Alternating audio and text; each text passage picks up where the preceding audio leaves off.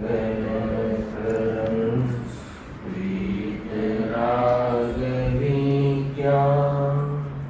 नमो ताय जाते बरे हरिहंतादिमः करिमंगल करियो महा ग्रंथ करने को का जाते मिले समाज सब काले निज पदरम आत्मरूपयं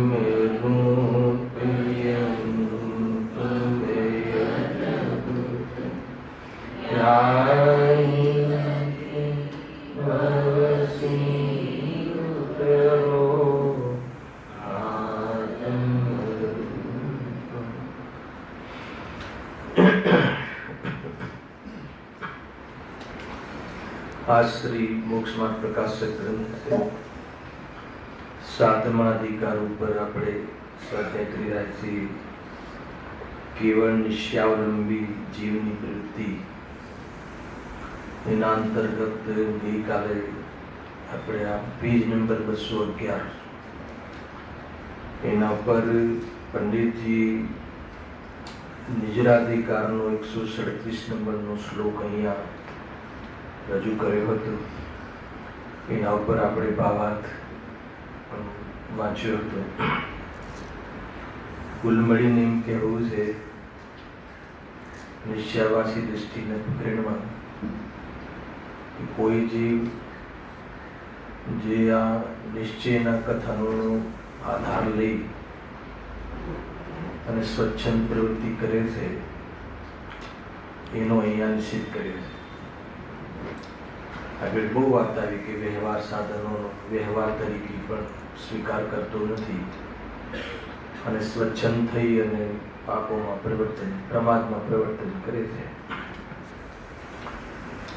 એક સમયસાર ગ્રંથનું જ આધાર લઈને પંડિતજી સ્વચ્છંદતાના નિષેધનું અહીંયા કોટેશન આપ્યું. એ વાત સમજમાં આવે છે. એ ગ્રંથાધિરાજ સમયસાર મહાન ગ્રંથ છે અને લોકમાં એમ કહેવાય છે, અજ્ઞાનતામાં એમ કહે છે કે સમયસારને સ્વચ્છંદતા સાથે જોડી દીધો. સમજો થોડોક કન્સેપ્ટ. લોકમાં સમયસારને સ્વચ્છંદતા સાથે જોડી દીધો કે સમયસારનું જે લોકો અભ્યાસ કરે છે એ બધા સ્વચ્છંદ થઈ જાય છે એમ કોમેન્ટ્સ થતી હતી પહેલા, પણ એ ભૂલ છે. ખરેખર એમ નથી. એ વાત યદ્યપિ એ વાત સત્ય છે કે સમયસારમાં ભગવાન આત્મા, સુદનયનો વિષયભૂત ભગવાન આત્મા, દ્રષ્ટિનો વિષય, સ્વભાવ, ત્રિકાલ સ્વભાવ અને એનો અનુભવ, એનો ખૂબ મહિમા કર્યો. ખૂબ જ એક પ્રકારથી એમાં વ્યવહારને ત્યાં છોડ કરી અને નિશ્ચયના વિષયને ખૂબ મુખ્ય કર્યો છે. એની ના નથી, પણ એ જ સમયસારમાં કદમે કદમે સ્વચ્છંદ પ્રવૃત્તિનો નિષેધ પણ કર્યો છે. મારે બતાવવું કે જે સમયસારનો આધાર લઈ અને નિશ્ચયવાસી સ્વચ્છંદતાનું પોષણ કરે છે, એ જ સમયસારનો આધાર લઈ પંડિતજી અહીંયા સ્વચ્છંદતાનો નિષેધ પણ કર્યો છે. આચાર્ય દેવે એ પણ સિદ્ધ કરે છે. કોઈ ચરણાનુયોગનો ગ્રંથનો આધાર લઈને નિષેધ કર્યો છે એમ નથી. સમજવા જેવી વાત કે જે મિથ્યા દ્રષ્ટિ નિશ્ચયવાસી સમયસારનો જ આધાર લઈને શુદ્ધમાં તો આમ કહ્યું છે, સમયસારમાં તો આમ કહ્યું છે કે આત્માને બંધ થતો જ નથી એમ કહીને સ્વચ્છંદતાનું પોષણ કરે છે. આધાર સમયસારનો લે છે. કેમ કે અભ્યાસુ જીવની વાત છે ને અહીંયા. તો 7મો અધિકાર શાસ્ત્ર વાંચે છે પણ ભૂલ કરે છે. તો એ જ સમયસારનો આધાર લઈને, એ જ સમયસાર એ જ આચાર્યના ગ્રંથનો આધાર લઈ અને પંડિતજીને કહે છે કે તું આ જ સમયસારમાં પદે પદે કદમે કદમે સ્વચ્છંદતાનો નિષેધ કરવાનો પણ પ્રયોગ છે. તો એવી રીતે આપણે આ 137 નંબરના શ્લોકમાં સ્વચ્છંદતાનો નિષેધ કરવાનો ઉપદેશ આપ્યો છે અને પ્રેરણા આપી છે કે તું સ્વચ્છંદ નહીં થઈ જા. એવી જ રીતે આપણે અહીંયા 12મી ગાથા ચાલી પણ રહી છે. એનો પણ હું તમને એ જ પ્રકારનો પ્રયોગ કેવી રીતે છે બતાવું, તમને સમજવા જેવું છે. પહેલા 11 અને 12 ગાથાનું જે કોમ્બિનેશન આગળ આવી રહ્યું અદભુત છે. થોડુંક અંશ લેશું, અહીંયા કોટેશનના રૂપમાં લેશું, વિષય ચલાવવાનો વિકલ્પ નથી. અહીંયા જુઓ, પહેલા તો 12મી ગાથાના પૂર્વ મેં 11મી ગાથા લખી. પ્રચલિત ગાથા છે, બધાની પ્રિય ગાથા છે. એમાં વ્યવહારને પ્રત્યે એટલો બધો નિષેધ કર્યો કે વ્યવહારને બધુએ અભૂતાર્થ હોવાથી, સામાન્ય સાર કહીશ તું છે, વ્યવહારને બધુએ અભૂતાર્થ હોવાથી. તો બધો એટલે શું? બધોય વ્યવહાર એટલે શું? હા ચાલે, સદભૂત અસદભૂત ઉપચરિત અનુપચરિત જે પણ વ્યવહારો કહ્યા છે, મતલબ કે અસદભૂતમાં આત્માને શરીર સહિત કહેવો, સદભૂતમાં રાગ સહિત કહેવું, જે પણ એ બધા જ વ્યવહારો કેવા છે? અભૂતાર્થ છે, અસત્યાર્થ છે, અવિદ્યમાન છે, અપ્રયોજનભૂત છે. એમ સમજી, બરાબર છે? તો એટલી બધી ચર્ચા અહીંયા વ્યવહારની વાત કરી. આપણે ભાવાર્થ ઉપર આવી જઈએ. ભાવાર્થમાં સીધું આપણને એનો ખ્યાલ આવશે. અહીં વ્યવહાર નહીને અભૂતાર્થ અને શુદ્ધ નહીને ભૂતાર્થ કહ્યું. સામે શુદ્ધ નહીને ભૂતાર્થ. એક શુદ્ધ ને જ ભૂતાર્થ છે. શુદ્ધ ને એટલે શુદ્ધ નો વિષય લેવો. ડાયરેક્ટ શુદ્ધ ને કહી દે તો કોઈ નયની વાત નથી, નયને ભૂતાર્થ નથી કહે. શુદ્ધ નો વિષયભૂત ભગવાન આત્મા એ ભૂતાર્થ છે. અને અભૂતાર્થ કહ્યો છે અશુદ્ધ નહીને, વ્યવહાર નહીને, નયને નહીં, વ્યવહાર નહીં, વિષયભૂત વસ્તુ. જે વ્યવહારની વિષયભૂત વસ્તુ છે, જે પણ જે આત્માને દેહ આદિથી જો, કે આત્માને રાગ આદિથી જો, શુભ રાગ આદિ બધું વ્યવહારનો વિષય છે.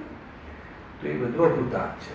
હવે જો જેનો વિષય વિદ્યમાન ન હોય, થોડો અર્થ કર્યો છે, ન હોય, અસત્યાર્થ હોય, તેને અભૂતાર્થ, અભૂતાર્થનો અર્થ કર્યો. જેનો વિષય વિદ્યમાન ના અને અસત્યાર્થ એ તેને અભૂતાર્થ કહે. હવે કોને અભૂતાર્થ કહ્યું હતું? વ્યવહારને. વ્યવહારને અભૂતાર્થ કહેવાનો આશય એવો છે. હવે એનું મિનિંગ, શુદ્ધનો વિષય અભેદ એકાકાર રૂપ નિત્ય દ્રવ્ય છે, તેની દૃષ્ટિમાં ભેદ દેખાતો નથી, માટે તેની દૃષ્ટિમાં ભેદ અવિદ્યમાન અસત્યાર્થ કહેવો જોઈએ. આટલો ખ્યાલ આવ્યો? કોઈને આ ખ્યાલ આવ્યો શું કેવું થાય છે? આમાં પંડિતજીનું એવું કહેવું છે, જયચંદજી સાહેબનું, કે જે વ્યવહારને અભૂતાર્થ કહ્યો તે અભૂતાર્થનો અર્થ તો એ થાય કે અસત્યાર્થ છે, અવિદ્યમાન છે. પછી તર્ક સાવધાની કહે છે કે અવિદ્યમાન છે, અસત્યાર્થ છે, પણ ક્યાં? અસત્યાર્થ છે એ વસ્તુ છે જ નહીં, પણ ક્યાં? મતલબ શુભાશુભ ભાવો છે જ નહીં તો ક્યાં? હે મનુષ્ય આદિપણું, નર નારકાદિપણું છે જ નહીં, પણ ક્યાં? તો કે દૃષ્ટિના વિષયભૂત જે વિદ્વાન આત્મા છે, શુદ્ધનીના વિષયમાં એ દેખાતો જ નથી. શુદ્ધનીનો વિષય જે કહ્યો, જે મૂળ દ્રવ્ય છે, જે મૂળ ભગવાન આત્મા છે, અને ભગવાન આત્મામાં રાગ નથી, ભગવાન આત્મામાં દેહ નથી, અને દેહ મળવાનું ને રાગ થવાનું કારણ નથી. આ ખ્યાલ આવે? શુદ્ધની દૃષ્ટિ કરીએ તો એમાં આ બધું નથી દેખાતું. ખ્યાલ આવે ને? પરંતુ હવે આગળ જુઓ, પણ એમ ન સમજવું, તરત જ ખુલાસો કરીને શું લખ્યું છે? અને એ અપેક્ષા અસત્યાર્થ કહ્યો, પણ એનો અર્થ એમ ન કાઢવો, એમ ન સમજવું કે ભેદરૂપ કઈ વસ્તુ જ નથી. એનો અર્થ એમ ના સમજવું કે બહારમાં કોઈ વ્યવહારનો જે વિષય કહ્યો છે, આજે બી હતું છેલ્લે વ્યવહારનો વ્યવહાર તરીકે નિષેધ કરે, એને કાંઈ શાસ્ત્રની ખબર જ નથી. એ રીતે ઘણો વિષય ખુલશે. જોજો, એમ ન સમજવું કે ભેદરૂપ કઈ વસ્તુ જ નથી. જો એમ માનવામાં આવે તો જેને વેદાંત મત વાળાઓ ભેદરૂપ અનિત્યને દેખી અવસ્તુ માયા સ્વરૂપ કહે છે, એને વેદાંતનો પ્રસંગ આવી જશે. એ લોકો માનતા જ નથી, બધી માયા છે. એ તો એક બ્રહ્મને માને છે, વિશ્વમાં એક જ બ્રહ્મ, આપણે પણ છીએ નહીં એમ.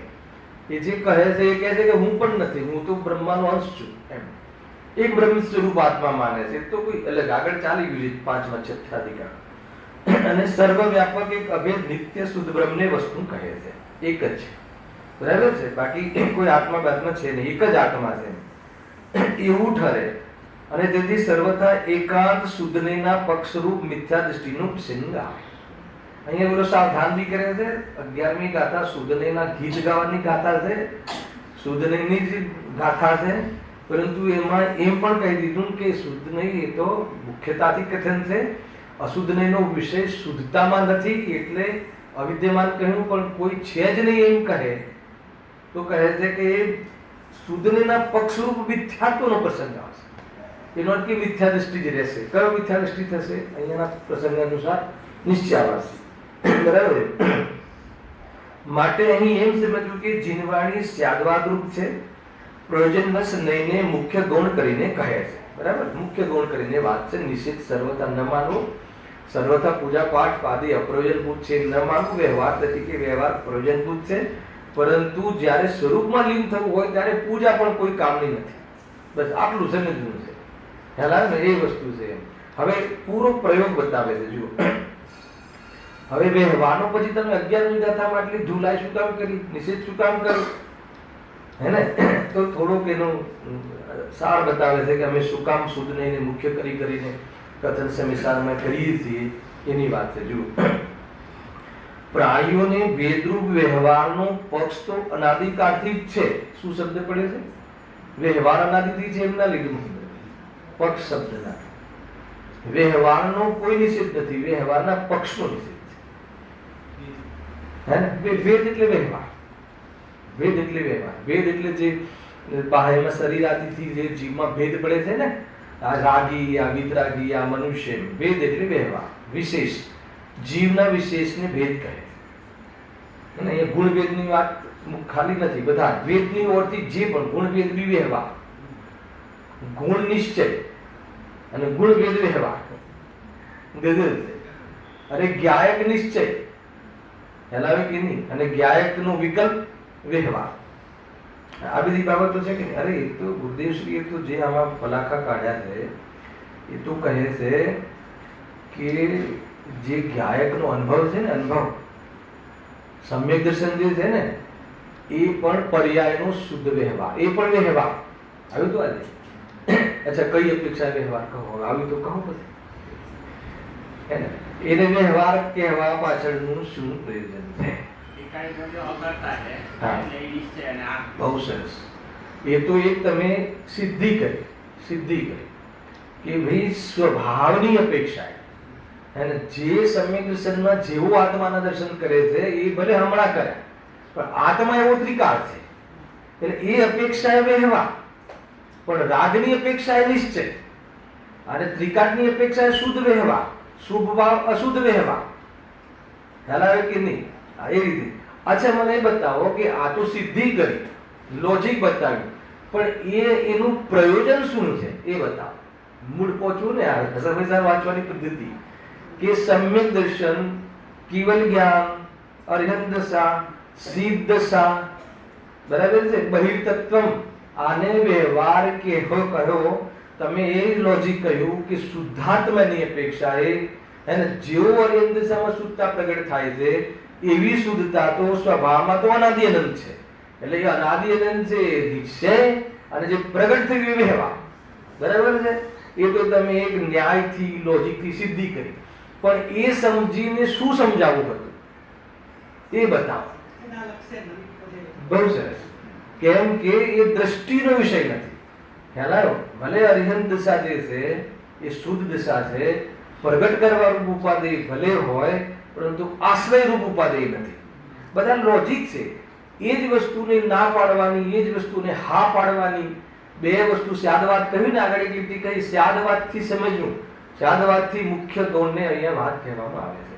ગજબની વાત છે કે એ જ સમ્યક દર્શનને પણ પર્યાયનો શુદ્ધ વ્યવહાર અથવા વ્યવહાર કહેવાય છે, કેમ કે દ્રષ્ટિનો વિષય નથી. જેવું દ્રવ્ય અનાદિ અનંત છે એવું સમ્યક દર્શન અનાદિ અનંત નથી. પર્યાયની અર્થથી જોઈએ તો સાદી સાંજ છે, અનંતકાળ રહેવા વાળાની અપેક્ષાએ જોઈએ તો સાદી અનંત છે, પણ અનાદિ અનંત નથી.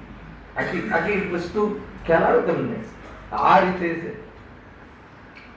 તો ખરેખર જે આત્મદર્શન થાય છે, અનુભૂતિ થાય છે, ત્યારે શુદ્ધતા પ્રગટ થાય છે. સાંભળજો, હવે શુદ્ધતા પ્રગટ થાય છે ત્યારે શુદ્ધતા પરિપૂર્ણ પ્રગટ નથી થતી ત્યાં સુધી એક અશુદ્ધતા પણ રહે છે.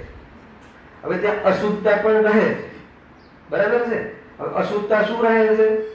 હું ચૈતન્ય સ્વરૂપ છું, એ જ હું છું એવી પ્રતીતિ, અને એના આધાર પર, એના બલ ઉપર અનંતાનુબંધી મિથ્યાત્વ સહિતનો શુભાશુભ ભાવનો તો અભાવ થઈ ગયો છે, પરંતુ હજુ અપ્રત્યાખ્યાન આદિ શુભાશુભ ભાવ પણ રહે છે, અને શરીર જે હું નથી એવી પ્રતીતિ હોવા છતાં સંયોગમાં શરીર આદિની પણ વ્યવસ્થા રહે છે. તો હજુ આટલી આ અશુદ્ધતા છે. તો અહીંયા ગુરુદેવશ્રી કહે છે કે જે આ શુદ્ધતા અશુદ્ધતાનું જે જ્ઞાન થયું એને વ્યવહાર કહ્યો, બરાબર છે. તો હવે એટલી અશુદ્ધતા હોય છે એનો શું અર્થ? એક એક લીટી પર આપણે આગળ જઈએ, કેમ કે આજે નય ભલે હું તમને નથી ભણાવ્યા, પણ નયની ઓરથી ખુલાસા કરું કે સમયસાર જેવો ગ્રંથ, અધ્યાત્મ ગ્રંથમાં એમ કહે છે કે જ્યારે આત્મદર્શન પ્રગટ થાય છે, શુદ્ધતા પ્રગટ થાય છે, ત્યારે એની સાથે અશુદ્ધતા પણ હોય છે, બરાબર છે. તો હજી આટલી અશુદ્ધતા છે એમ જ્ઞાન કરવું, એનું નામ વ્યવહાર કહે, બરાબર છે. અશુદ્ધતા નથી એમ નહીં ને અશુદ્ધતા સ્વભાવ છે એમ નહીં, બે વસ્તુ. તો આટલી અશુદ્ધતા છે એમ જાણવાનો અર્થ શું?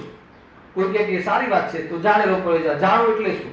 જાણવાનો અર્થ એ છે કે માત્ર જાણવાનો જેવો આજે જે શુદ્ધાત્મા છે, તો શુદ્ધાત્માને જે જાણેલો પ્રયોજનવાન છે, શુદ્ધાત્મા જાણેલો પ્રયોજનવાન છે, તો સૌને સદા જાણેલો પ્રયોજનવાન છે, શુદ્ધ નહીં તો. અને એકલો જાણેલો પ્રયોજનવાન નથી, એ તો આદરેલો અને આદરેલો જાણેલો પ્રયોજનવાન છે. અને અશુદ્ધનો જે વિષય છે એ માત્ર જાણેલો પ્રયોજનવાન છે, એટલે આદરણીય નથી, એકત્વ બુદ્ધિ કરવાની નથી. એનો અર્થ એવો પણ નથી કે અંગીકાર નથી કરવાનો. ગજબની વાત છે. અંગીકાર ને આદરણીયમાં શું છે? બહુ ફરક છે. આ અંગીકાર એ ચારિત્રનું પરિણામ છે, અને આદરણીય એ શ્રદ્ધાનું પરિણામ છે. બસ ત્યાં જ જે લિંક છે ને ત્યાં છે. કોઈ બી શાસ્ત્રમાં, અધ્યાત્મના શાસ્ત્રમાં એમ કહ્યું, જોરદાર કહ્યું કે શુદ્ધ નહીં અને અશુદ્ધ નો વિષય હે છે, અવિદ્યમાન છે, અને એ કરવા લાયક નથી, કર્તવ્ય રૂપથી કરવા લાયક નથી, અને એનાથી બંધ થાય છે. બધી જ વાત બરાબર, પણ કોઈ બી અધ્યાત્મ શાસ્ત્રમાં એમ કહ્યું હોય કે મહાવ્રતને એટલા માટે અંગીકાર ના કરવા જોઈએ એમ કહ્યું હોય તો બતાવો. સીધે સીધો મારો તમને ચેલેન્જ છે. એને કોઈ બી તમે 19 વખતના પ્રવચનમાંથી લાવો એટલે અંગીકાર ના કરવા, એટલે હોવા ના જોઈએ એમ કોઈ કહે. જો ભાષા છે, જ્યારે ચરણાનુયોગની ભાષા એમ આવશે કે વ્રતાદિને અંગીકાર કરવા જોઈએ, હે ને? આત્મદર્શન પછી શું કરવું જોઈએ? વ્રતાદિને અંગીકાર કરી અને કશાયોને મર્યાદામાં લાવી અને સ્વરૂપમાં લીન થઈ, એ મંદ કશાયથી પણ નિવૃત્ત થઈ અને પૂર્ણ ચારિત્ર પ્રગટ કરવું જોઈએ. આ છે ચરણાનુયોગની ભાષા. સંદેશાની ભાષા જુદી છે. પેલામાં કરવું જોઈએ વાળી ભાષા છે, અને અહીંયા હોય છે વાળી ભાષા છે. પણ એનો અર્થ એવો નથી કે એનો નિષેધ કર્યો છે. અહીંયા એમ હોય છે કે જ્યારે આત્માની શુદ્ધતા પ્રગટ થાય છે ત્યારે ત્યાં એટલી અશુદ્ધતા તે કાળે, આગળ આવવાનું છે, તે કાળે ત્યાં હોય છે અશુદ્ધતા. અશુદ્ધતા એટલે એટલા અશુદ્ધતા એટલે ત્યાં શુભ ભાવનો. હવે ત્યાં અશુભનો તો વ્યવહાર બી નથી, અશુભનો કોઈ વ્યવહાર મોક્ષ માર્ગમાં એનું સ્થાન નથી. પણ જે શુભ એટલો હોય છે, જેટલી અશુદ્ધતા હોય છે એમાં સમ્યક દ્રષ્ટિને વિવેક હોય છે. શું વિવેક હોય છે? હેલો, કે જે એને અસંયમ આદિ હોય છે એનો અભાવ કરવાનો એનું પરિણામ હોય છે, અને એનો વિચાર પણ હોય છે. નથી હોતું એમ નહીં, પણ અહીંયા હોય છે, સહજ હોય છે. આત્મદર્શન થઈ ગયા પછી, રાગની દ્રષ્ટિ છૂટી ગયા પછી બેસી રહેશે સમ્યક દ્રષ્ટિ. રાગના ભાવનો પ્રયાસ નહીં કરે. જો રાગના ભાવનો પ્રયાસ નહીં કરે તો પોષણ કરશે, અને પોષણ કરશે તો એની સમ્યક દર્શન કેવું, એ વાત તો 137 શ્લોકમાં કહ્યું. એટલે એના ભાવ કરવાનો પ્રયાસ કરશે. સીધો ભાવ કરવાની તાકાત નથી, સાહિક સંકેતી હોય તો બી. એટલે એને શું કરે છે? વ્રતાદિ ગ્રહણ કરે છે એટલે એમાં નિયમ કરે છે, મર્યાદામાં લાવે છે અને લાવીને બધી સ્વરૂપના બળ દ્વારા સ્વરૂપમાં લીન થઈને અભાવ કરે છે. આ આખી પદ્ધતિ છે. એટલે જો કર્ણાની યોગમાં વ્યવહારનું સ્થાપના કેવી રીતે કરે છે, પહેલા દ્રવ્યાની યોગ કે જ્યારે શુદ્ધતા પ્રગટ થાય એટલે આટલી અશુદ્ધતા હોય છે એને જાણે છે કે આટલી અશુદ્ધતા હજુ હોય છે, આનાથી અલગ પ્રકારની અશુદ્ધતા નથી હોતી, આ ગુણસ્થાનમાં જે અશુદ્ધતા હોય એનાથી અલગ પ્રકારની અશુદ્ધતા હોતી નથી, આટલી અશુદ્ધતા હોય છે. અણુવ્રત હોય છે પંચમમાં તો એ હોય છે વાળી ભાષા છે. અને ચંડાની યોગમાં કરવી પડશે એ ભાષા છે, તારે વ્રત અંગીકાર કરવા પડશે એ ભાષા છે. અને કર્ણાની યોગમાં શું હોય છે કે જ્યારે આત્માની શુદ્ધિ થાય છે એટલે એની વિશુદ્ધિ, એની સાથે વિતરાગતા વધતા વિશુદ્ધિ પણ વધતી જાય છે.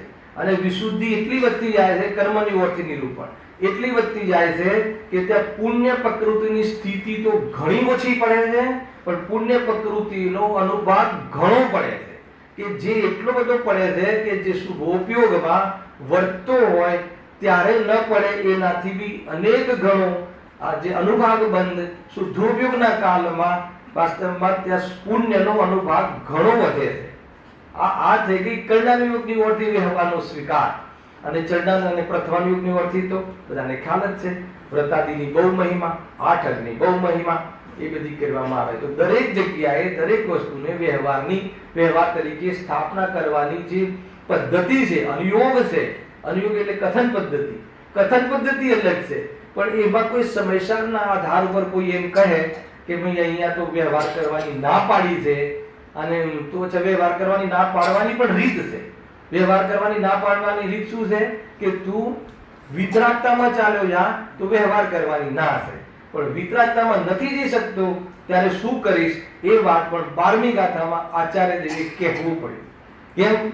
કેમ કે નહીં તો એ અપરમ ભાવ જે છે એને અપૂર્ણતા છે એ વખતે એ શું કરશે, તો એની આખી આ કન્સેપ્ટ છે. હવે હું થોડો ભાવાર્થ વાંચી લઉં છું, પછી 12મી ગાથાનો થોડોક ભાવાર્થ જોઈશું. જુઓ અહીંયા તો શું કામ કહ્યું શુદ્ધ નહીંનો આટલા ગીત શું કામ કહ્યા, એકાંત શું કામ કર્યું? એકાંત નથી, સમ્યક એકાંત છે કે તને વ્યવહારનો પક્ષ બહુ હતો. અહીં કહ્યું ને, જુઓ પ્રાણીઓને ભેદરૂપ વ્યવહારનો પક્ષ તો અનાધિકારથી છે, બરાબર, અનાધિકારથી છે વ્યવહારનો પક્ષ એટલે શુભ ભાવનો પક્ષ. ધર્મના નામે શુભ ભાવ હોવો એ વ્યવહારનો પક્ષ. ખ્યાલ આવ્યો કે નહીં? અને ધર્મની ધર્મ બુદ્ધિ પૂર્વક અને એકત્વ બુદ્ધિ રહિત શુભ ભાવ હોવો એ વ્યવહાર નહીં, એ વ્યવહારનો પક્ષ નથી. પકડાય છે વાત કે ધર્મ બુદ્ધિ પૂર્વક શુભ ભાવ, એકત્વ બુદ્ધિ પૂર્વક શુભ ભાવ એ વ્યવહારનો પક્ષ છે. ખ્યાલ આવ્યો? અને એકત્વ બુદ્ધિ વિના કમજોરીમાં આવવાવાળા ભાવ એ શું છે? વ્યવહાર ધર્મ છે. એટલો મોટો અંતર છે. બહુ ખૂબ સમજવા જેવી વસ્તુ છે. હું તો આ તમને ઉપર છેલ્લી વાત કહું છું, બાકી આ ગાથાઓ લીધી હોય ને તો વિષય બહુ ગહેરાઈથી છે, વિષય સુધી પહોંચવું જોઈએ. જો હા સાધકને ખટક હોય છે. હા આવે છે પરંતુ એની ખટક હોય છે. બસ એ જ થયું ને. અચ્છા, આવે છે, હોય છે એ ભાષા સમયસારની છે, અને કરે છે એ ભાષા ચંડાની યોગની છે. તો પ્રોબ્લેમ શું છે? કદાચ કરે છે એ ભાષાથી કોઈ વક્તા કહે તો એને આપણે વ્યવહારાભાષી ઘોષિત શું કામ કરે? માનો કે કોઈ ચંડાની અરે ગુરુદેવસિંહ ઘણી વાર કહે કરે છે હોય. તમે આના ભાવાર્થનું જે પ્રવચન છે ને 19મી વખતના ભાવાર્થનું પ્રવચન તમે વાંચી લેજો, આ 12મી ગાથા કે આ વ્યવહાર કરે જ છે, આ નહીં કરે તો એને ધાર્મિક નથી. પછી ત્યાં કરે છે વાળી ભાષા આવી જાય છે. અને ગુરુદેવસિંહ જ્યારે ટીકા લે છે ત્યારે કોઈ કરવાની વાત નથી, હેને, જાણવાની વાત છે. જાણે કરે નહીં, કરે જાણે નહીં. એક શ્લોક પણ છે, અરે કરે નહીં એનો અર્થ કે કરતા માનીને ન કરે, કરે નહીં એનો અર્થ કે પરિણમે નહીં એમ નહીં. હવે તમે આવે છે પાસાથી સંતુષ્ટ થઈ જાઓ, કે કરે છે પાસાથી સંતુષ્ટ કરી લો. વસ્તુ એકની એક છે. એને ક્યારે બી શબ્દ મળે છે નહીં, તો આવે છે, હોય છે. હવે હોય છે એટલે શું? હોય છે એનો અર્થ એ છે કે એ બુદ્ધિપૂર્વક નથી કરતો, એક જ તો બુદ્ધિપૂર્વક નથી કરતો, પણ નથી રહેવાતું ત્યારે આ જ કરે છે. બરાબર છે? તો બસ એ તમે ભાષામાં તમે કોઈ બી રીતે તમે એનું નિરૂપણ કરો કે સંવિધાનની ભાષામાં પ્રયોજન વ્યવહારને બતાવવાનું નથી, એટલા માટે એને એટલું ગૌણ કરીને કથન કરે છે કે ભાઈ હોય છે, હોય ને એમાં શું છે, એની લાઈફસ્ટાઈલ એમ જ હોય ને, પણ એ હોય છે એમ કરી અને ગૌણ કરે છે. ત્યારે ચરણાનુયોગના ગ્રંથોમાં શુદ્ધની દૃષ્ટિ થઈ ગઈ હોય અને સ્વરૂપમાં ના રહેવાતું હોય ત્યારે મહાવ્રતને અંગીકાર કરે છે. ખ્યાલ આવ્યો? એ રીતે એવી ભાષા મુખ્યતાથી હોય છે. પહેલા જ કહી દીધું કે ભાઈ અહીંયા જો લીટી લખી છે કે આ લખ્યું છે ને, માટે અહીં એમ સમજવું કે જીનવાણીમાં સ્યાપાતરૂપ છે, પ્રયોજન વંશ નહીને મુખ્ય ગૌણ કરીને કહે છે. અહીંયા મુખ્ય ગૌણની વાત છે, અહીંયા એટલી મુખ્યતાથી વાત કરી છે. જો જ્ઞાનમાં મુખ્ય ગૌણ છે, જ્ઞાનમાં મુખ્ય ગૌણ છે, એટલે મુખ્ય ગૌણનો અર્થ શું? મુખ્ય ગૌણ કરવાની પદ્ધતિ જ્ઞાનમાં છે, બીજી નથી. તો જ્ઞાનમાં જ્યારે શુદ્ધ એની મુખ્યતાથી વાત ચાલતી હોય ત્યારે ગૌણ પણ આટલી બાબતો મારે છે અને એ માનવું જોઈએ. અને જ્યારે વ્યવહારને મુખ્ય કરીને કહે તો ભલે વ્યવહાર તરીકે આ બધું હોય પણ આ મારો સ્વભાવ નથી, એ ગૌણપણે પણ એને અનુભવમાં હોવું જોઈએ. તો જ્ઞાનમાં મુખ્ય ગૌણ છે, અનુભવમાં મુખ્ય ગૌણ નથી, દ્રષ્ટિમાં મુખ્ય ગૌણ નથી, સમ્યક દર્શનની પ્રતીતિમાં મુખ્ય ગૌણ નથી, પ્રતીતિ તો વ્યક્ત જ રહે છે. આ ઘણા બધા સિદ્ધાંતો છે. આમાં મારે એ બાજુમાં નથી જવું ડીપમાં, કેમ કે મારે આ વિષય અહીંયા ખોલવો છે. બાકી અધ્યાત્મ બી બહુ જોરદાર છે, અધ્યાત્મનો પ્રયોગ બી બહુ જોરદાર છે. અધ્યાત્મનો પ્રયોગ એ સામાન્ય નથી. જો તમને એક અધ્યાત્મનો પ્રયોગ કહી દઉં વચ્ચે, હવે તમને અધ્યાત્મનો પ્રયોગ સાંભળવો હોય તો સમજો કે અધ્યાત્મ એક એટલી ઊંચી ચીજ છે કે કથનો આ રીતના છે કે ભઈ તું પ્રવર્તન કર, પુરુષાર્થ કર, પુરુષાર્થ કર, પુરુષાર્થમાં તું સદાચારને બી તને કહેશે કે સદાચાર બી તું ગ્રહણ કર, અને તું જે કશાયની મનતા જે છે, કશાયની તીવ્રતા છોડીને કશાયની મનતા ઉપર મન કર, પ્રયત્ન કર. આ બધી ભાષાઓ ઉપદેશની ભાષાઓ છે. પરંતુ ખરેખર એ સંભવ છે? એક જીવ કરી શકે છે તીવ્ર કશાયને હટાવીને કશાયની મનતા એવી જાતિની પ્રવૃત્તિ કરી શકે છે? સંભવ છે? થઈ શકતું નથી. તો પછી છે શું? હે ને? તો એ કહે છે કે એને એ સમયની એવી યોગ્યતા હોય છે, એવી યોગ્યતા હોય છે. યોગ્યતા પર આખું લઈ આવે અધ્યાત્મ. હવે કે યોગ્યતા હોય છે ને, તો હવે યોગ્યતાથી પછી શું લેવું જોઈએ? તો એક વખત એક જગ્યાએથી કોઈ જગ્યાથી કોમેન્ટ્સ આવી, સાંભળજો, કે એક સમયની પર્યાયમાં અનેક યોગ્યતાઓ હોય છે. એનું એક સ્ટેટમેન્ટ આવ્યું કોઈ વિદ્વાનનું કે એક પર્યાયમાં અનેક યોગ્યતાઓ હોય છે. અનેક યોગ્યતાઓ એટલે ખ્યાલ અણુવ્રતની બી યોગ્યતા હોય છે, મહાવ્રતની બી યોગ્યતા હોય છે, સમ્યક દર્શનની બી યોગ્યતા હોય છે, બધી જ યોગ્યતાઓ હોય છે. અને પાપની બી યોગ્યતા હોય છે, નરકમાં જવો એવી બી યોગ્યતા હોય છે. હવે જે અનેક યોગ્યતાઓ ઘણી હોય છે, હવે યોગ્યતાઓ ઘણી હોય છે તો એમાં એના હાથમાં છે શું?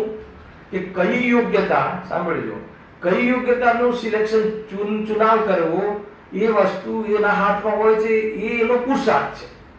સાંભળજો, આખિરકાર તો એને નીચે આવી ગયો. સાંભળજો, અને આ વાત એકવાર ખૂબ ચાલેલી કે એના હાથમાં છે, અનેક યોગ્યતાઓ છે અને આપણા હાથમાં છે. કશાયની મનતા કરવી એને બધું આપણે ફેરવવી તીવ્રતા આપણા હાથમાં છે. તો કહે છે કે અધ્યાત્મ કહે છે કે તારા હાથમાં નથી.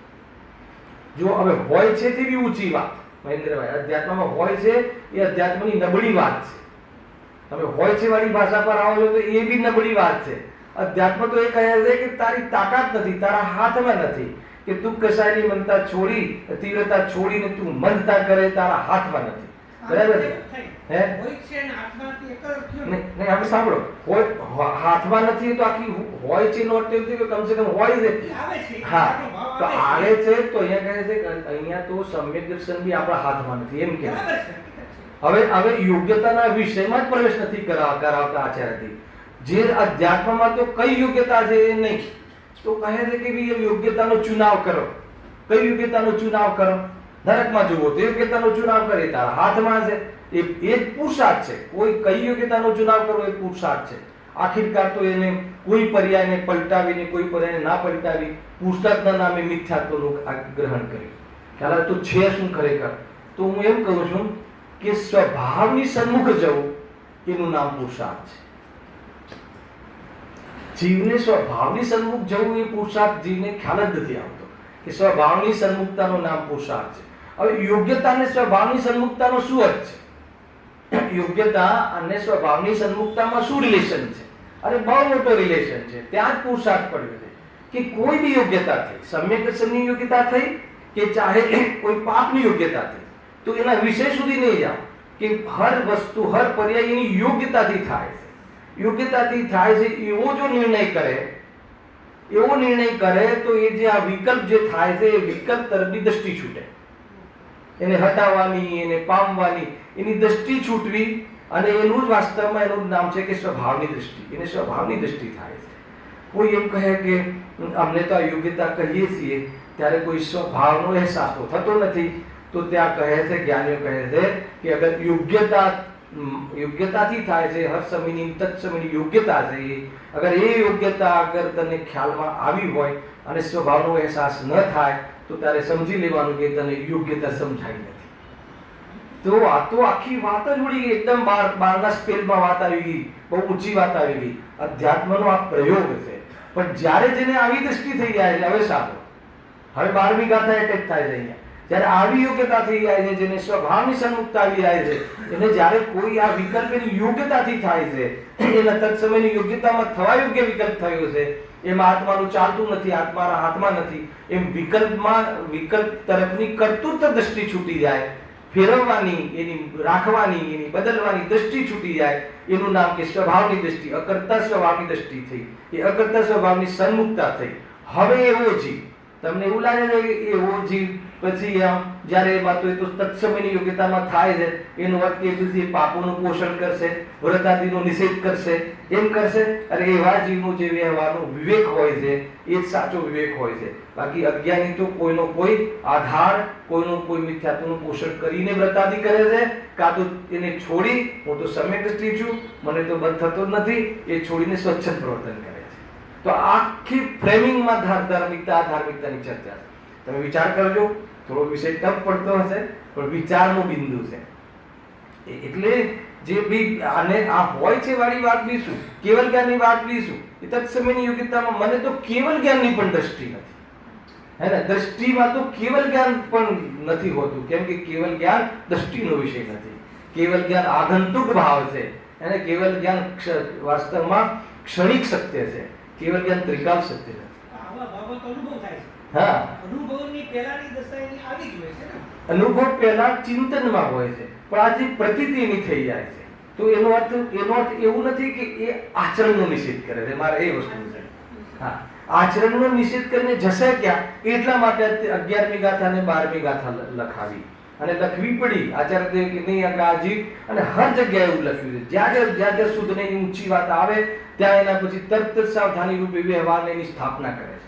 હર જગ્યાએ એવું કરે છે આચાર્ય, કેમ કે એમને ખ્યાલ છે કે આ જીવને અને જ્યારે કોઈ બી વસ્તુ પકડી લેવાની આદત છે, તો શુદ્ધ નહીં બી વાત પકડી લે, તો પક્ષરૂપથી શુદ્ધ નહીં પકડી લે છે. જુઓ હવે લખ્યું છે, જુઓ, પ્રાણીઓને ભેદરૂપ વ્યવહારનો પક્ષ તો અનાદિકાળથી જ છે, બરાબર છે, અને એનો ઉપદેશ પણ બહુધા સર્વ પ્રાણીઓ પરસ્પર કરે છે. સ્વાભાવિક છે. કદાચ એકબીજાને તમે ઉપદેશની ભાષામાં અથવા તમે કોઈ શિખામણ આપો તો શું આપો? પરસ્પર શિખામણ આપો તો શું આપો? ભાઈ મંદિર આવો, સ્વાધ્યાય કર, રાત્રિ ભોજન ત્યાગ કર, પાપ નહીં કર અને તું શુભ ભાવ કર. એનો બહુધા લગભગ શું થાય? અચ્છા, આત્માનો અનુભવ કર, એ બી તો શુભ ભાવ છે. આત્માનો અનુભવ શુદ્ધ ભાવ છે, પણ આત્માના અનુભવ કરવાનો કહેવાનો ભાવ કયો ભાવ છે? એ શુભ ભાવ છે. તો પછી સિલેક્શન થાય કે આત્માના અનુભવ કરવાનો ભાવ, કહેવાનો ભાવ તો આવવો જોઈએ, પણ વ્રતાદિનો કરવાનો કહેવાનો ભાવ ના આવવો જોઈએ. અરે એના માટે તો બંને શુભ ભાવ છે. હું તમને કહું કે પ્રભુ આત્માનો અનુભવ કરો, મારા માટે એ ભાવ કયો થયો? સંભાળ કે આશ્રવ થયો, તો એ તો શુભ ભાવ જ છે. તો એના પહેલા આ બધું શુભ ભાવ હતો. એમ જો અહીંયા પરસ્પર પ્રાણીઓનો પરસ્પર એવો ઉપદેશ બી કરે. હવે સાંભળો, જીનવાણીને પણ અહીંયા આધાર લઈ લીધો છે. જીનવાણીમાં વળી જીનવાણીમાં પણ વ્યવહારનો ઉપદેશ શુદ્ધ નહીંનો હસ્તાવલંબન જાણી બહુ કર્યો છે. બરાબર છે કે જ્યારે વ્યવહારની વાત જ નથી, તો જીનવાણી માતાએ બધી વ્યવહારની શું કામ વાત કરી? તો કે હસ્તાવલંબન ક્યાંક તો છે ને કોઈ જગ્યાએ, ને તો શું કામ કહે? જીનવાણી ને વ્યવહારની વાત કરવાની જ્યારે જરૂર શું હતી? જીનવાણી એટલે એક જ જ્યારે અમને અનાદિથી પક્ષ છે, અમે પરસ્પર એકબીજાની સાથે આ જ એનો ઉપદેશ કરીએ છીએ, તો હે જીનવાણી માતા તમારે વ્યવહારની વાત જ નથી કરવી. તો અહીંયા આચાર્ય દેવ કહે છે કે જીનવાણીમાં પણ નિશ્ચય નયના હસ્તાવલંબન જાણી અને વ્યવહારનો ઘણો ઉપદેશ કર્યો.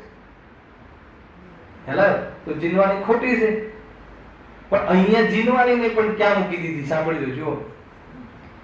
અને કોણે મૂકી દીધી? તો કે જીનવાણીએ જ. હવે જીનવાણીને ક્યાં મૂકી દીધી? જો હા, હસ્તાવલંબન સહાયક જાણી બહુ કર્યો છે, પણ એનું ફળ સંસાર જ છે. કોનું ફળ? સંસાર જ છે. હા, એનું ફળ સંસાર જ છે. કેમ સંસાર છે? કેમ સંસાર છે એ કહો મહેન્દ્રભાઈ. કેમ ભેદનો છે? પક્ષ છે ને, ભેદનો પક્ષ. અરે ખરેખર તો એને વ્યવહાર જે પરમાત્મને પ્રેરે છે ને, એ પરમાત્મને ના જોયો એટલે સંસાર છે. ખરેખર તો વ્યવહારના કાર્ય સંસાર છે, કારણ સંસાર છે, એ બી ઉપચાર કથન છે. એને વ્યવહાર સંસાર એટલે મિથ્યાત્વને સંસાર કહે છે. અહીંયા કોઈ આ ચાર ગતિના સંસારની વાત નથી. સમયસાર ચાર ગતિને સંસાર જ નથી કહે. સમયસાર તો વાસ્તવમાં એની પરિણતિમાં જે સંસરણ છે, એના પરિણતિમાં જે સ્વભાવથી વિમુક્તા છે, એને સંસાર કહે છે. અને એને લઈને આવા જીવો ચાર ગતિ તો એવા જીવોને સંઘરવાનું સ્થાન છે. ચાર ગતિ કોઈ સંસાર નથી. આવા જીવો ક્યાં મળી જાય? એને મળવું હોય, વિઝિટ કરવી હોય તો ક્યાં મળી જાય? તો કે ચાર ગતિમાં મળી જશે. એને એ તો એના સંગ્રહનું સ્થાન છે. ચાર ગતિ સંસાર નથી. સંસાર ક્યાં છે? જીવની પર્યાયમાં છે. ક્યાં નથી? ચાર ગતિમાં નથી. અને ક્યાં નથી? સ્વભાવમાં નથી. આખું પેકેજ ખ્યાલમાં આવે છે. અહીંયા કે હા બોલો. એક જગ્યાએ એમ કહે છે બલાત્પૂર્વક કરે છે વ્યવહારના બધા કાર્ય. હા, અનુભવ પછી પણ. અને પછી એક જગ્યાએ એમ કહે છે કે નહીં એને હોય છે. પછી બંનેની સંધિ નથી બેસતી. એટલે એક બલાત્પૂર્વક કરે એ છે. કહ્યું ને, એક ચરણાયુગની ભાષા છે. કરે છે, કરવાનું કહેવા હજુ આવશે. તમે 12મી ગાથા મને પૂરી થવા દો 20 મિનિટમાં. કદાચ તમારા પ્રશ્નનો જવાબ આવી જાય, ના આવી જાય તો ફરીથી ચર્ચા કરીશું. બરાબર છે? આપણે પૂર્વ વિષય થઈ જાય એ રીતે તો બધા જે ઉઠ્યા છે ને વિકલ્પો, પણ અહીંયા હાલ આ વિષયને લઈને જે વિકલ્પ ચાલે છે, આ કહ્યું ને કે ભાઈ અહીંયા પણ એનું ફળ સંસાર જ છે. અચ્છા, મને બતાવો, એનું ફળ સંસાર જ છે ને, તો હવે એનો અર્થ શું કાઢો? એનો અર્થ એવો કાઢો કે એનો અર્થ કે વ્યવહારને છોડી દેવું. એવું તો છે જ નહીં. તો અચ્છા, વિકલ્પની ઉત્પત્તિ ન થાય. હું મારો તો એક સરળ પ્રશ્ન છે. નો કોમેન્ટ્સ, મને બીજી કોઈ કોમેન્ટ નથી. અહીંયાનો અર્થ એવો નીકળે ચંદ્રકાંતભાઈ કે એનું ફળ સંસાર છે. કોનું ફળ સંસાર છે પહેલા એ કહો. અને ખોલીને વ્યવહાર શબ્દમાં એના ગર્ભમાં જઈને કહીએ ને તો હમણાં બધા કહે કે ના ના ના ના એવું નથી, કરવું પડે આ બધું.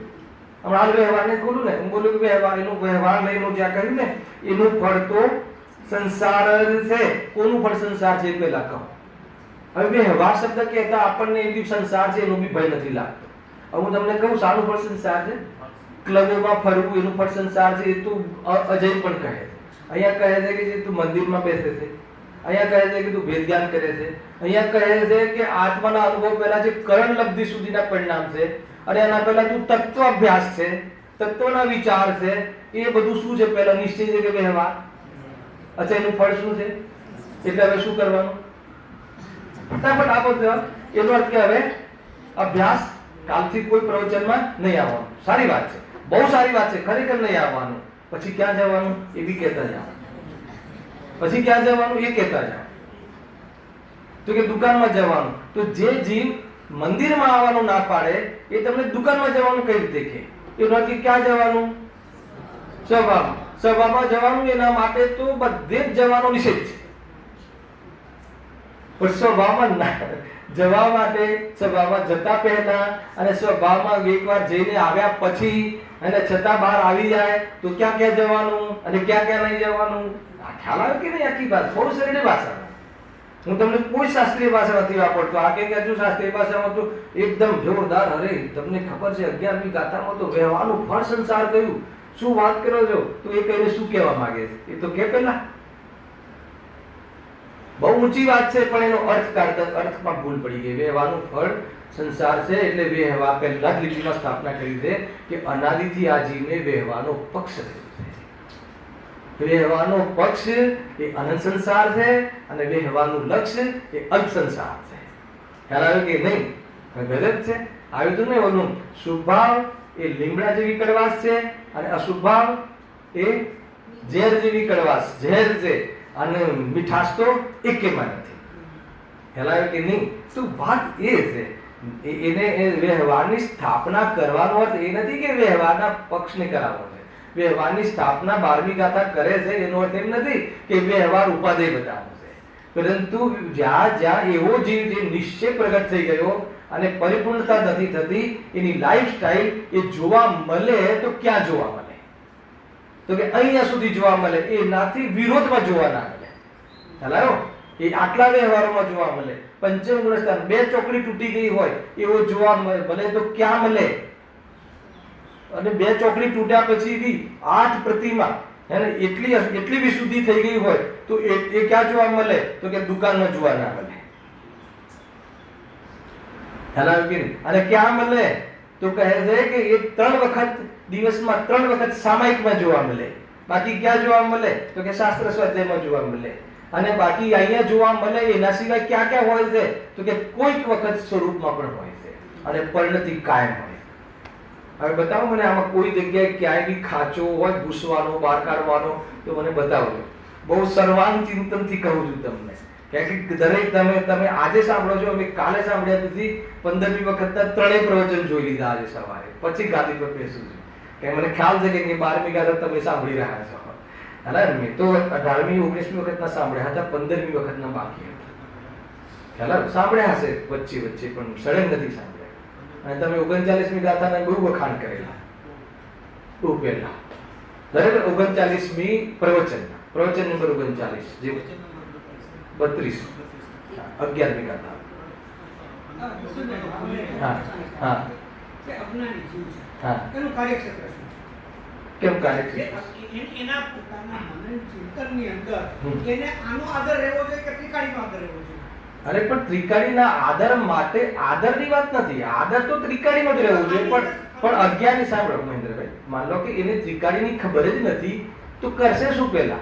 અહીંયા જે કઈ જીવો બધા બિરાજે છે એ બધાને ત્રિકાળીની ભાવની વાતનો ખ્યાલ છે. તો એના પોતાના પ્રયોજનની સિદ્ધિ માટે એને કઈ વસ્તુનું લક્ષ્ય ને કઈ વાતમાં એનું પોતાનું પ્રયોજનની સિદ્ધિ થાય એ વાત એને લેવી જોઈએ. એ જ વાત લેવી જોઈએ.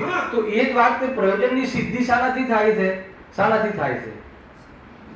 પ્રયોજનની સિદ્ધિ આત્માના આશ્રયથી થાય છે. તો ત્રિકાળી ધ્રુવના આશ્રયથી થાય છે. તો ત્રિકાળી ધ્રુવના આશ્રય તમે નથી લઈ શકતા એ વખતે તમે ત્રિકાળી ધ્રુવની વાતો કરો અને ત્રિકાળી ધ્રુવની ચર્ચા કરો, એમાં ક્યાં પ્રોબ્લેમ છે? અચ્છા, ત્રિકાળી ધ્રુવની જે ચર્ચા કરે એની એ કઈ પાત્રતા વાળો જીવ ત્રિકાળીની ચર્ચા કરતો હોય છે એ પણ બતાવ્યું છે કે એવું નથી કે કોઈ એનું અદ્વૈત પ્રવર્તન હોય અને ત્રિકાળી ધ્રુવની ખાલી વાતો કરે તો એનો બી નિષેધ કર્યો છે. એટલું બેલેન્સ છે, સમયસારમાં બેલેન્સ છે. આ તો નિસારવાળી ગાથાઓ કહે છે. મારું તો કોઈ આમાં કોઈ સ્ટેટમેન્ટ નથી. હા, નહીં, આમાં તો એક 11મી ગાથામાં એવું સ્ટેટમેન્ટ કરે છે આચાર્ય દેવ કે ભાઈ જે વ્યવહાર જે છે એનું ફળ સંસાર છે. આવશે હજુ ગાથા પૂરી થવા દો, એને ટાઈમ બહુ ઓછો છે પણ પૂરું થવા દો. જો હા શું કહે છે? શુદ્ધ નયનું બહુ કર્યો વસ્તાવનંબન જાણી જે વ્યવહારનો પક્ષ વ્યવહાર બહુ કર્યો પણ એનું ફળ સંસાર જ છે. હવે જો શુદ્ધ નયનનો પક્ષ તો કદી આવ્યો નથી. વ્યવહાર જેના માટે વ્યવહાર કર્યો એ કદી આવ્યો નથી એમ કહે છે. અરે વ્યવહાર પણ પરમાત્મને પ્રેરિત છે. વ્યવહારનો નિષેધ વાસ્તવમાં ખરેખર પરમાત્મને ન જોવે એને વ્યવહારનો નિષેધ કરી દીધો. વ્યવહારમાં ન જોવા મળે એનું નામ વ્યવહારનો નિષેધ છે જ નહીં. તમે કાલથી વ્યવહારમાં ના જોવા મળો, સ્વાધ્યાયમાં ના જોવા મળો, વ્રતોમાં ના જોવા મળો અને જે પવિત્ર જીવનમાં ના જોવા મળો તો એ તો આળસ છે. હાલાયો કે નહીં? એ કોઈ તમને એમ નહીં સમજતા કે મને શુદ્ધ ઉપયોગ થઈ ગયો છે. આગળ આવવા વાળું છે મોક્ષના પ્રકાશકમાં. તો અહીંયા જે વ્યવહારનો નિષેધ કર્યો છે એના પક્ષનો નિષેધ કર્યો છે. તમે મૂળ વાત રાખજો કે પક્ષનો, વ્યવહારનો પક્ષ, કેમ કે વ્યવહારના પક્ષથી શુદ્ધનેનો પક્ષ છે એ છૂટી જાય છે. મતલબ શુદ્ધનેના વિષયનો પક્ષ, શુદ્ધનેના વિષયનો આશ્રય છૂટી ગયો. એનો આશ્રય રહ્યો નહીં. વ્યવહાર પાડ કર્યો, કાં તો સ્વાધ્યાય માનીને સ્વાધ્યાય કર કર્યો, વ્રતિ માનીને વ્રત કર કર્યા. પરંતુ શુદ્ધ નહીંનો પક્ષ ના આવ્યો અનાધિકારથી એને શુદ્ધ નહીં તરફ ધ્યાન જ ના ગયું કે આ બધું કરી શાના માટે કરવાનું હતું એ ન કર્યું, એટલા માટે વ્યવહાર લઈને અહીંયા વ્યવહારના પક્ષનો નિષેધ કર્યો છે. પણ કોઈ જીવને વ્યવહાર છોડાવી અને શુદ્ધતામાં લઈ જવા માટે તો વ્યવહાર છોડવાનું કથન શાસ્ત્રમાં છે, પરંતુ વ્યવહાર છોડાઈને અને અસંયમમાં જવાની પ્રેરણા શાસ્ત્રમાં 3 કાળમાં ના હોય, અને હોય તો એ શાસ્ત્ર ના હોય. આ પ્યોર સ્ટેટમેન્ટ છે. વ્યવહારનો તો નિષેધ હા, છે, હા. વ્યવહારના પક્ષનો નિષેધ હોય. બસ તો એ તો વાત છે. પર્યાય છે વ્યવહાર, હા, એનો તો અને ખરેખર સાચો વ્યવહાર એને કહેવાય. હવે સાંભળો, સાચો વ્યવહાર એને કહેવાય કે જેના માધ્યમથી પરમાર્થ એટલે શુદ્ધ નહીં એટલે શુદ્ધાત્માની દ્રષ્ટિ થતી હોય. રાત્રિ ભોજન છોડવાનો આશય પણ શુદ્ધાત્માની દ્રષ્ટિ કરવી છે. હાલાકી કે નહીં, રાત્રિ ભોજન છોડવાનો આશય વાસ્તવમાં પુણ્ય નથી. રાત્રિ ભોજન છોડવાનો ઉદ્દેશ પણ શુદ્ધાત્માની દ્રષ્ટિ કરવાનો છે, અને વાસ્તવમાં છઠ્ઠી ગાથા વાંચવાનો આશય પણ શુદ્ધાત્માની દ્રષ્ટિ કરવાનો છે. ચારે અનુયોગનું વાંચન શુદ્ધાત્માની દ્રષ્ટિ કરવાનું છે. કોઈ એક અનુયોગને તમે એટલી વાત જરૂર છે કે દ્રવ્યાનુયોગમાં શુદ્ધની વાતો મુખ્ય રૂપથી કહી છે, એટલે એને વાંચનમાં મુખ્ય રાખવું જોઈએ.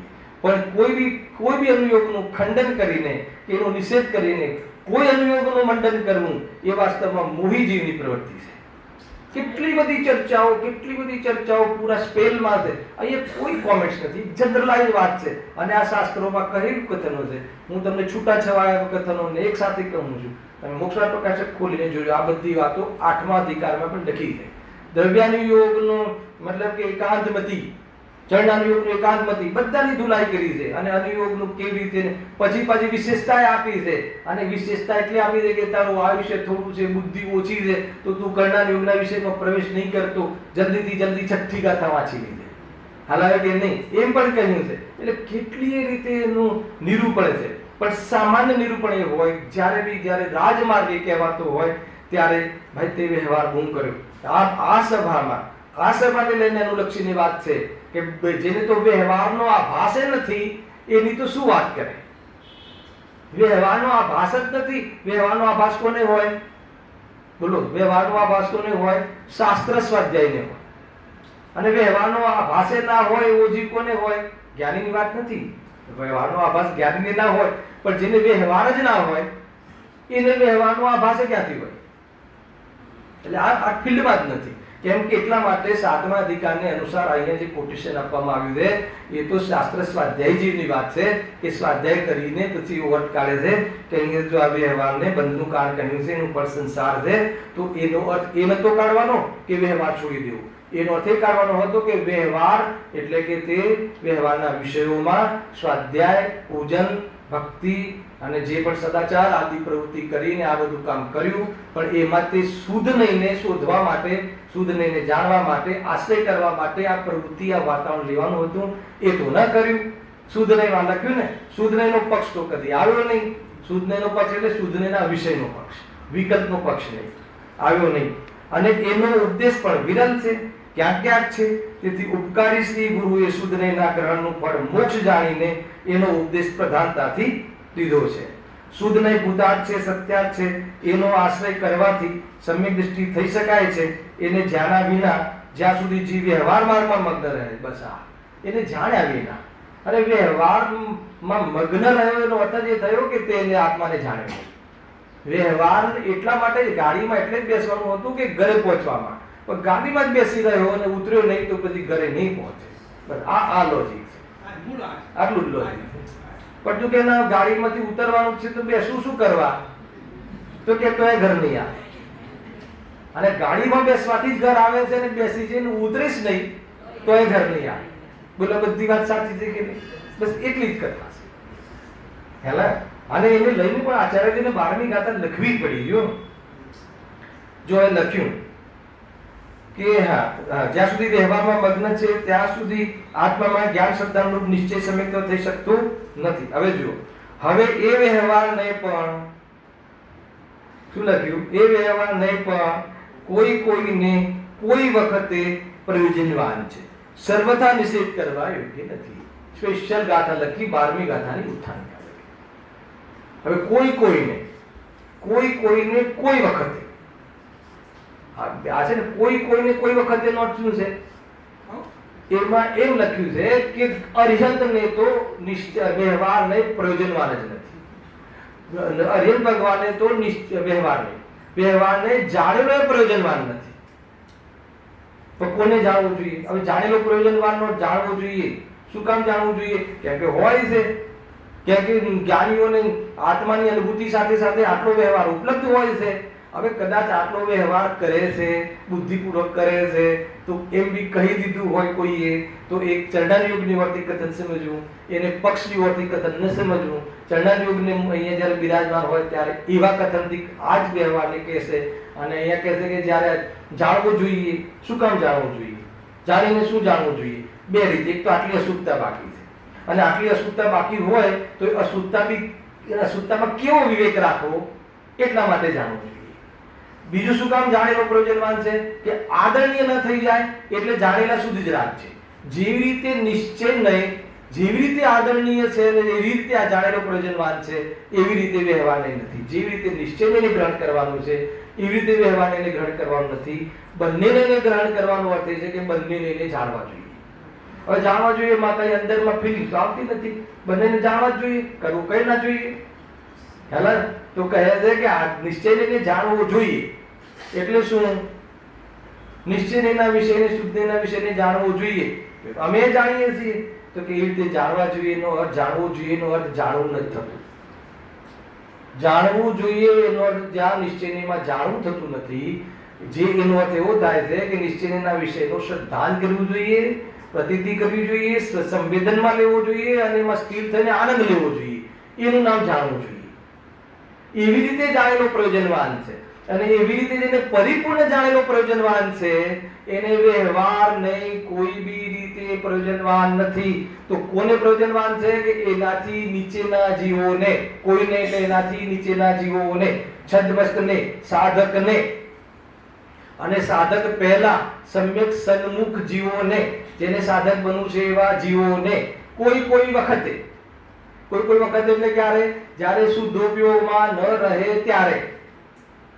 હેલો, શુદ્ધોપયોગમાં રહે ત્યારે તો એ પણ એને બી પ્રયોજનવાન નથી. એને પણ કોઈ પૂજા કરવું ઇમ્પોર્ટન્સ નથી. સામે સિમંદર ભગવાન બેઠા હોય અને સ્વરૂપમાં જવાનો ઉપયોગ ચાલતો હોય, પુરુષાર્થ ચાલતો હોય તો નહીં સામે ભગવાન બેઠા છે, સિમંદર ભગવાન બેઠા છે અને હવે તો વડીલો ગુરુદેવશ્રી બી આવી ગયા ત્યાં, તો હવે તો મારે આત્મામાં ના જવાય, નહીં તો અવિનય થશે. તો કે નહીં, એમ નથી. કે એવા સ્વરૂપમાં જવાતું હોય તો એમનો વિનય ચૂકી જવાય, જે બાહ્યમાં વ્યવહાર રૂપે, તો એ જ સાચો વિનય છે. હાલાયો કે નહીં? તો એ રીતે ચૂકવાની વાત છે. કોઈ વખત એનો અર્થ એટલો છે. એને હજુ તો આપણે શરૂઆત થઈ છે, 12મી કથા રહી જશે આજે.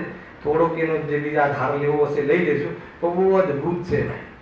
સામાન્ય વાત નથી. આ લખ્યું ને વ્યવહાર નહીં પણ કોઈને એટલે મુમુક્ષુને નહીં. એ તો જે મિત્ર પક્ષ વાળા છે, આપણે નહીં, કે આપણે બધા શુદ્ધ નહીં વાળા છે એમ છે. કોઈને અર્થ એવો નથી. ખ્યાલ આવ્યો કે નહીં? અરે મુમુક્ષુની જ વાત છે.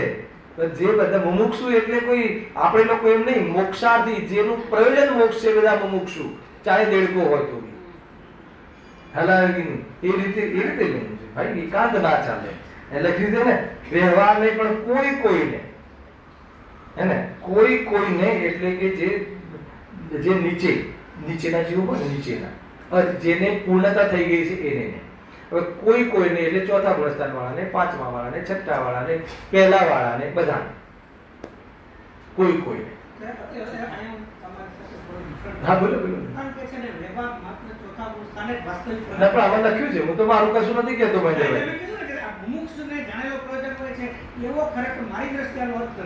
ના દરેક ને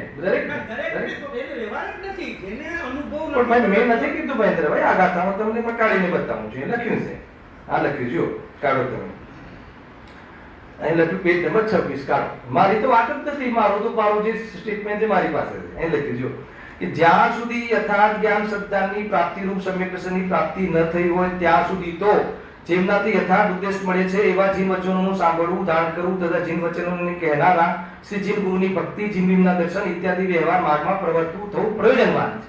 આવ્યું ને મિત્ર? અરે આપણે નહીં હોય તો કોને હશે? મિથ્યા દ્રષ્ટિને આવ્યું ને. જાણેલો પ્રયોજન અરે જાણેલો પ્રયોજનવાન તો જનરલ સ્ટેટમેન્ટ છે મહેન્દ્રભાઈ, એના માટે બી અચ્છા જાણેલો પ્રયોજનવાનનો અર્થ શું કાઢશો તમે?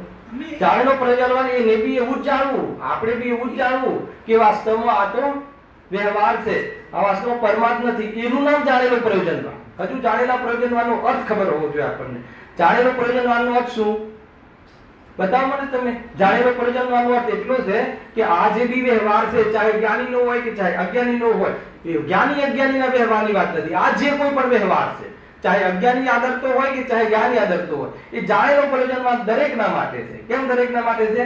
જાણેલા પ્રયોજનનો વાત એ છે કે ભાઈ તું બી આદર ના કરતો. થોડી વાર પહેલા તમે જ કીધું કે એને આદર ન કરવો જોઈએ, તો એ જ છે, આદર ન કરવો એનું નામ જાણેલો પ્રયોજનવાન છે. તમે બહુ શાસ્ત્રના ખુલાસા કરો છો તો એનો મહિમાન આવી જવો જોઈએ, એનું નામ જાણેલો પ્રયોજનવાન. તમે રેગ્યુલર પ્રવચનમાં આવો છો, તમે ભગવાનની ભક્તિ કરો છો, તમને બહુ વિચારો ચાલે છે, તો એનો મહિમાન આવી જવો જોઈએ, એનું નામ જાણેલો પ્રયોજનવાન. જાણેલા પ્રયોજનવાનનો અર્થ આ છે. જાણેલા પ્રયોજનનો અર્થ શું? જ્ઞાનીને જ હોય જાણેલો પ્રયોજનવાન. અરે જાણેલો પ્રયોજનવાન છે એ તો ગુરુદેવજી તો કહે છે કે ભાઈ તું આ જાણેલો પ્રયોજનવાન છે, આદરેલો પ્રયોજનવાન નથી. એ જો તને ખ્યાલ આવશે તો તું જ્ઞાનીની લાઈનમાં આવી જઈશ, ને તો જ્ઞાનીની લાઈનમાં નહીં આવે ને તો અજ્ઞાની રહી છે. એટલે અત્યારે આપણે જે બુદ્ધિના વિકાસમાં પણ જાણેલો પ્રયોજનવાન હોવું જોઈએ. આ હું તો બહુ રેગ્યુલર પ્રવચન કરું છું, રેગ્યુલર પ્રવચનમાં જાઉં છું, બહુ જાણું છું, તો કહે છે કે તને વ્યવહાર છે એને જાણેલો પ્રયોજનવાન ના રહ્યો તો શું થયો? તેને પરમાર્થ માની લીધો. તારો વ્યવહાર જ ના રહ્યો, તેને શુદ્ધનો વિષય માની લીધો, દ્રષ્ટિનો વિષય કરી નાખ્યો, એટલે તને મિથ્યાત્વ છે. તારો વ્યવહાર ઉપચારથી પણ પૂર્વચર વ્યવહાર પણ તારો ખોટો છે. બહુ આમાં લખ્યું છે બધી જ જગ્યાએ. શાસ્ત્ર તો કમ્પ્લીટ શાસ્ત્ર દ્વારા હું તમને કહું છું, મારું પુષ્ટિ કર્યું. હું એવું માનું છું કે જે ખરેખર વાસ્તવિકપણે વ્યવહારની પ્રગટતા અનુભવ પછી જ થાય છે. એ અલગ વાત થઈ ગઈ, એ અલગ વાત. પણ માની લો કે તમે જાણેલો પ્રગટતા તો પછી જ હોય ને. અને એના પહેલા એ તો જો ગઈકાલના અત્યારે ગાથામાં ઈ જ ભાવ છે ને ભાઈ. નહીં, ગાથામાં ભાવ આવે છે, ઈ જ ભાવ આવે છે. એની અંદર ઓલું તો જીવે પોતે અનુભવની પહેલા દરેક પણ જીવે ભાઈ મહેન્દ્રભાઈ શાંતિ રાખો. 12મી ગાથાના ભાવાર્થમાં લખ્યું છે. આ જે ગાથા આવી રહી છે એમાં મારી ગાથામાં નથી. 12મી ગાથામાં નહીં, 12મી મારી વાત સાંભળો. 12મી ગાથાના ભાવાર્થમાં લખેલું છે કે આ કોઈનો અર્થ એ લેવો કે જે મિથ્યા દ્રષ્ટિ છે એને પણ, અને કોઈ વખતે એટલે સ્વરૂપમાં જાય એ જ્ઞાનીને લાગુ પડશે કોઈ વખતે. અને આને તો જ્યારે તું વ્યવહાર કરે ત્યારે જ્યારે તું ઘેર જાય ત્યારે તું વ્યવહારમાં હોતો નથી, ધાર્મિક વ્યવહારમાં. પણ જ્યારે ધાર્મિક વ્યવહારનું પ્રયોજન કરે ત્યારે તને એ વખતે જાણેલો પ્રયોજનવાન સમજશે. એનો અર્થ કે તું ધર્મને સમજી લેતો, આ ધર્મના નિમિત્ત બનવા વાળા કાર્ય સમજે, તો એ જાણેલો પ્રયોજનવાન તને તું માને છે. તારા વિકલ્પમાં, તારી બુદ્ધિમાં, તારા ઉપરી જ્ઞાનમાં, સૂક્ષ્મ જ્ઞાનમાં મેં એમ સમજીશું. એવું જાણીશ તો તારી આત્મદ્રષ્ટિ કરવાનો પુરુષાર્થ થશે. અને આત્મદ્રષ્ટિ જ્યારે થશે ત્યારે તારા વ્યવહારને, સાંભળો હવે, ત્યારે તારા આ જ વ્યવહારને વ્યવહાર ધર્મ કહેવાશે. એના પહેલા વ્યવહાર ધર્મ નામ પામતો નથી. પરંતુ એ વખતે જો એમાં પકડ બી ના હોય, આત્મા તરફનું વલણ બી ના હોય, તો એ મિથ્યા ચારિત્ર કહેવાશે. કારણ લીધું હતું સમ્યક સન્મુખને આભાસ બી નથી હોતો અને મિથ્યાત્વ બી નથી હોતું, તો એને પૂર્વચર વ્યવહાર તરીકે ઉપચાર કરવામાં આવે છે. એવી એક નિમિત્ત ઉપાદાન કારણકાર્ય મીમાંસામાં આ વાત ત્યાં આવે છે. કોઈ જગ્યાએ કોઈ આમાં કઈ પ્રોબ્લેમ નથી. સમજવામાં કઈ બી અપેક્ષા તરફનો ભેદ લાગતો હોય છે. તમે એને સમજો વ્યવસ્થિત કે ભાઈ આમાં જે પ્રયોજનવાદ છે એટલે દરેકને આપણને પ્રયોજનવાદ નથી. અને ખરેખર હું તો એવું કહું છું કે આપણે તો ખરેખર આ બધો વ્યવહાર તો મિથ્યા દ્રષ્ટિ માટે જ લખ્યો છે. કે આપણે જ કરવો જરૂરી છે, આપણે જ સ્વાધ્યાય કરવો જરૂરી છે, આપણે જ જીવન સુધારવું જરૂરી છે, તો જ ત્યારે આત્મદર્શનનો પુરુષાર્થ થશે એવા માહોલમાં. અને આત્મદર્શનનો પુરુષાર્થ થઈ જશે પછી બી તરત જ લખ્યું 12મી ગાથામાં કે તને આત્મદર્શન થઈ ગયું, જ્ઞાન થઈ ગયું, એને તને આત્મદર્શન બી સમ્યક થઈ ગયું, પછી શું કરીશ? તો કહે છે કે તારે જે ભૂમિકામાં, જે તું ઉપરી ભૂમિકામાં આવ્યો, 5મી ભૂમિકામાં આવીશ તો તારા માટે અનુવ્રત કરવા યોગ્ય છે. અને એટલું બધું લખ્યું છે ત્યાં. પણ સરવાળે જાણેલો પ્રયોજનવાન છે એ વાત ભૂલવાની નથી. કેમ કે એ નાથી એ થાય છે એવું નથી, એ વાત ત્યાં કહી છે. ઘણી બધી બાબતો છે. ઓર આપણે નેક્સ્ટ રવિવારે આ જ વિષયને ખોલી નાખીશું, 12મી ગાથાને, આનું ઓર પેજ ખોલીશું અને બધા જ આમાં સામેલ થજો. બહુ મહત્વપૂર્ણ આ વિષય છે. ખ્યાલ આવ્યો? સહેજાનંદી સુંદર